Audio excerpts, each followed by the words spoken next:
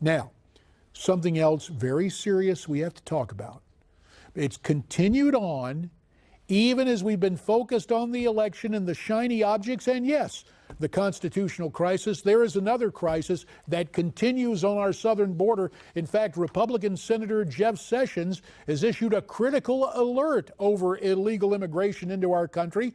The senator warning of a potentially historic surge over the border, especially after an estimated 817,000 illegals crossed our border this fiscal year alone, a 23% increase from last year, according to statistics kept by the Border Patrol. That's why we want to call in our next guest. From Newsmax Washington, the president of the Federation for American Immigration Reform, Dan Stein.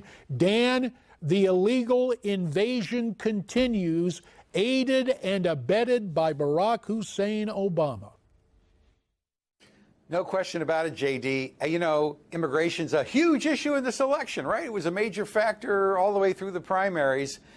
CNN, MSNBC, they are never going to the border. They don't go down to the border to talk about what's going on, but we all know Barack Obama has destroyed U.S. immigration controls, entry controls, interior enforcement.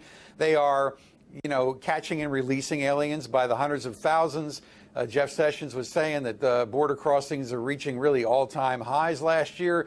And of course, the detention numbers themselves are very high. And according to CPB, they're historically reaching high levels. But at the same time, we also know DHS is releasing illegal aliens.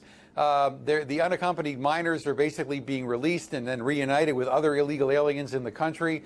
They are certainly with family units, not detaining many of them. We know ultimately that the administration, with complicity from the media, are intentionally trying to hide the magnitude of the illegal flow across our borders by either labeling them legal through some parole label or something, or by just letting them come in, and so discouraging the Border Patrol from catching them.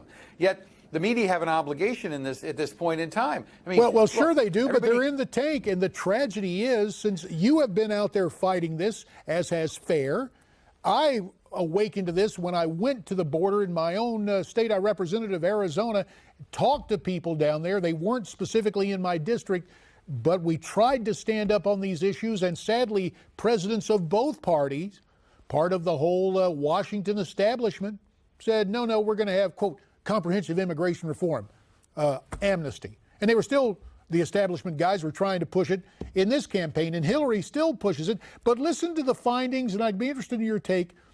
Pew Research put out a poll. And to this, I don't know how they asked the question, but I say PU. They are claiming immigration ranks 6th. Now, it's still a big chunk of voters. 70% of responders said it was a concern. The economy was first, 84%, terrorism second, 80%. Seems to me you could ask the question, is border security, national security, and economic security, and it'd go to the top of the list. Is this PU trying to, again, play the establishment game and claiming that immigration isn't as big a concern as we know it is? Well, look, of course, it's all in how you ask the questions, and Pew obviously doesn't have an interest in highlighting it. But look, immigration is touching on all the other major issues that are of concern in this election: the economy, national security, things, identity theft. I mean, all these things are tied up with the fact that if you lose control of immigration, law and order begins to collapse. You see crime. That's obviously a major issue in this campaign. Law enforcement, law and order.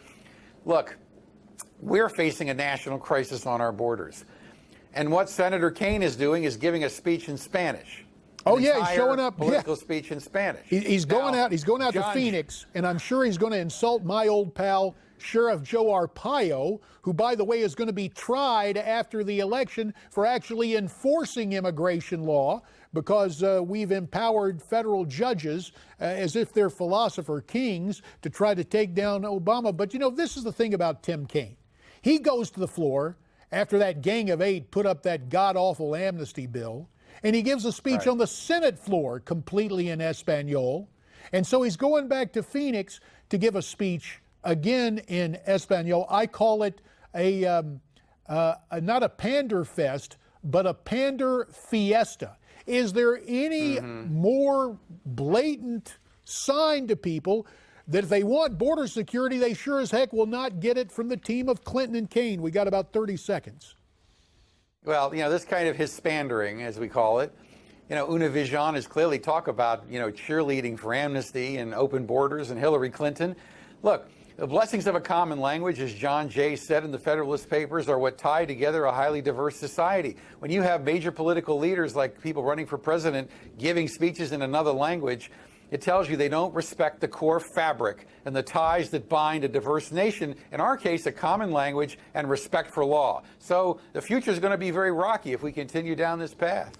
We have tried to sound the alarm, and Dan Stein, we know people can act to keep our borders secure and actually enforce immigration law with Donald Trump. We thank you for your time, Dan Stein. There is more ahead on America Talks Live, specifically this day in history. Stay with us.